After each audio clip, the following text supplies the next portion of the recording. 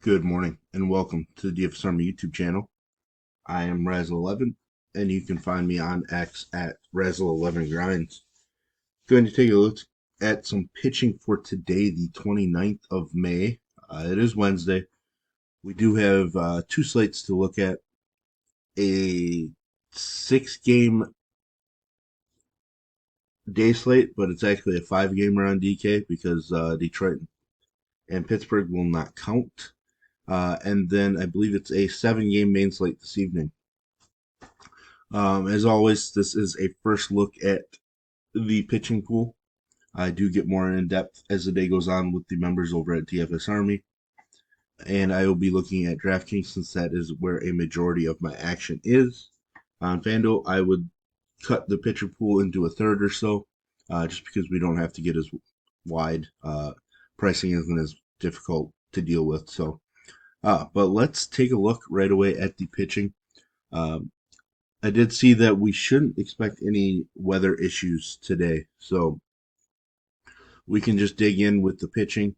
This day slate, the pitching options do not appear to be all that strong. A little annoyed that we lose the Pitt Detroit matchup. Obviously, um, I'm not sure if Skeens will pitch the first one or the second one, but um, of the four pitchers for their doubleheader today, Skeens, Jared Jones, and Trick Skubal all were guys that should have been viable for us to use on any given slate. But unfortunately, we do not get to use any of them on the actual slates. They might be involved in some of the one-off type slates, but we're going to go with you, Darvish, at the top, coming off of a terrible performance, but that was against a hot Yankees offense.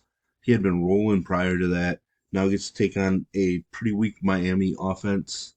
Uh, Waldron dominated Miami last night. They were shut out. He hasn't been as strong at home, but it's still Miami, and it's still Darvish being the best pitching option on the slate. And he's relatively cheap, considering.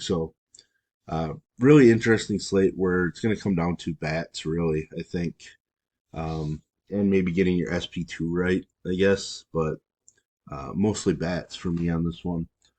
James Paxton, I'm probably going to use him only because I feel like I'm going to have to. Um, we do have the upside, but he hasn't been great. It's not something I'm going to feel very confident about, I guess.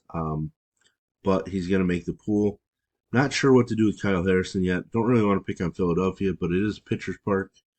Uh, Philadelphia got shut out last night. I think the game went in 10 innings. San Francisco winning, but um, I'm not sure. I don't really want to use Harrison, but I think we just might have to on this slate. Braxton Garrett coming off of a complete game shutout. Uh, didn't get an additional day of rest, but only threw 95 pitches in that. So uh, looked really strong. It was all about Luzardo last night against San Diego. He wasn't special by any means, but I really do like left-handed pitching against San Diego right now. I would have thought they were better against them, but they have struggled much this season. I think Garrett's a better option than Harrison on the slate. Sanchez, great pitcher's park. I am definitely going to be using him. Um, he might be a strong SB2 option for people. You might see a lot of Darvish Sanchez combinations on this slate. Not going to be using Montes at all. At least I don't think so. St. Louis hasn't been a dangerous offense for much of the season, but I am considering Dane Dunning. I don't really want to, but um, he has the ability to dominate. And if he drops something like this, and we don't have him, we're probably in trouble on this slate given the state of the pitching. So Dunning might be somebody that I have to kind of just jam in a little bit. I have to dig into David Peterson a bit more on his injury. I don't really know if I love the fact he's coming off of a torn labrum in his hip. I know he's made some rehab starts, but it is the Dodgers. Uh, Do we really want to pick on the Dodgers with a guy coming off the IL? Probably not. So there's that look at that slate. Let's take a look at the main slate this evening. We get Shota, definitely an option for us. 10.6K.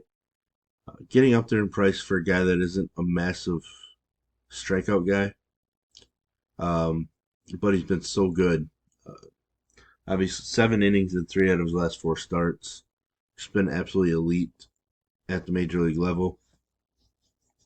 So he's definitely going to be in play here. Luis Hill, going to be in play for me. I know the Angels offense has kind of surprisingly done some damage, but I think a majority of that has been against left-handed pitching. Hill has been absolutely phenomenal, especially the last two starts. Um, I see him probably being pretty strong and popular in this spot. I know for the first slate I didn't really look at the K props just because I feel like we're just playing a couple matchups there. But on this one, Hill has a 6.5 K prop with juice on the over. Shota's a 6.5 as well with juice on the over. Um, Shota's juice is slightly stronger to the over than Hill's is even, but both guys super viable. I think Hill has more upside than Shota does. I do think Shota's going to have a bad start coming up at some point. It's just kind of the law of averages. Does not mean it's going to happen in this one. Uh, Lugo K prop of 5.5. It's been pretty strong. Coming off of a lack of strikeout game. I don't really expect him to have 12 and 10 very often. Never really was a big strikeout guy as a starter, so but the Twins do offer some strikeout upside for him, so I am interested there. Uh, Vegas wise, he is a slight underdog in the game. So Verlander, it's a dangerous spot, I think, but he does have upside. Um, just because we know Seattle strikes out plenty. They struggled against Hunter Brown yesterday, and Brown struggled much of this season. So I think Verlander is certainly in play. Kirby, probably not going to go there. He has been better at home, been pretty dominant at home, but I really haven't been picking on Houston with pitching much recently, so I might not get there with Kirby. Manoa, probably going to go back to him after he just got lit up by Detroit, taking on such a weak White Sox offense. He's a minus 175 favorite in that one. Trying to locate his K prop number here, and I'm not seeing it. Oh, there we go, 5.5. Um, so this is a healthy K prop for Manoa. Bailey Ober probably going to make my pool. Um, he got absolutely lit up by Kansas City. That was to begin the season. So looking for a little revenge. Has been absolutely dominant at home. So, and like I mentioned, he is a favorite over Lugo. So he's probably going to make my pool. Mackenzie Gore. Atlanta's kind of struggling right now. The loss of Acuna might have deflated the clubhouse a little bit. I'm a big fan of Mackenzie Gore. There's plenty of upside to him. He has been at his best away from home, so I will be sliding Mackenzie Gore into my pool. It's not like I feel amazing about it, but I think I'm going to pick on Atlanta a little bit here and there right now. Spencer Swellenbach going to make his major league debut. Um, he's been dominant in the minors so far this season. Um, man,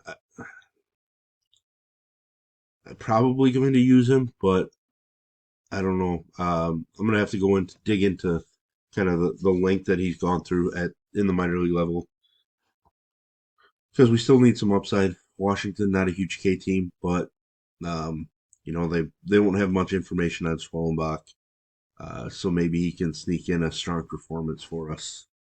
Um, but really, that's it. I'm not really interested in anybody down here. I'm not trying to completely punt pitching at all. So there we kind of have it. There's the first look at pitching options for the two slates today. If you enjoy what I bring to you, please hit the like button, hit the subscribe button, turn the notification bell on, get the alert anytime we drop videos here at DFS Army. If you want to get access to our coaches, tools, sheets, Discord, etc., I will put links in the description below. You can use promo code RAZ, that's RAZ, for 10% off monthly. And as always, best of luck, everybody.